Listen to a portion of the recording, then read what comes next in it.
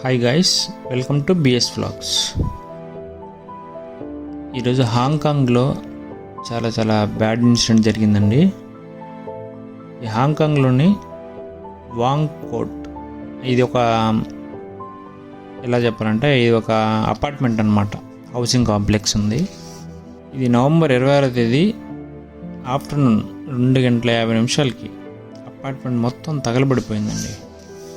ఇప్పుడు కొన్ని visuals play చేస్తాను, మీరే చూడండి అది ఎంత దారుణంగా ఉన్నాయో అలాంటి విజువల్స్.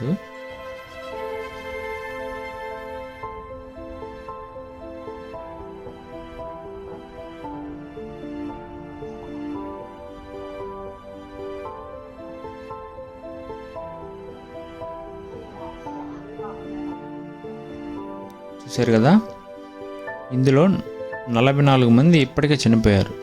ఈ కౌంట్ ఇంకా పెరిగే అవకాశం కూడా చాలా ఎక్కువ ఉంది, ఎందుకంటే దీంట్లో ఇంకా 270 మంది మిస్ అయ్యి ఉన్నారనమాట, కనిపించట్లేదు. దీనికి మెయిన్ రీజన్స్ వచ్చి ఈ అపార్ట్మెంట్ని రెనోవేషన్ చేస్తున్నారనమాట. అక్కడ రెనోవేషన్ చేసేటప్పుడు అక్కడ ఒక బ్యాంబూ ట్రీని యూజ్ చేసి ఒక ఫార్మేషన్ బిల్డ్ చేస్తారు. ఇక్కడ పిక్ చూడండి, ఇలాంటి ఫార్మేషన్ అనమాట.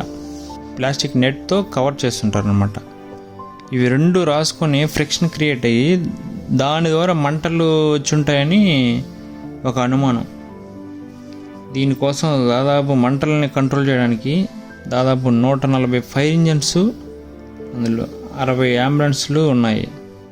ఈ ఇన్సిడెంట్లో మొత్తం 3 అరెస్ట్ చేశారండి. చూసారా, ఒక్కరి నెగ్లిజెన్సీ వల్ల ఎంతమంది లైఫ్ లూజ్ అయ్యారో. Thank you for watching this video. ఇలాంటి మరిన్ని వీడియో కోసం ప్లీజ్ సబ్స్క్రైబ్ బిఎస్ వ్లాగ్స్.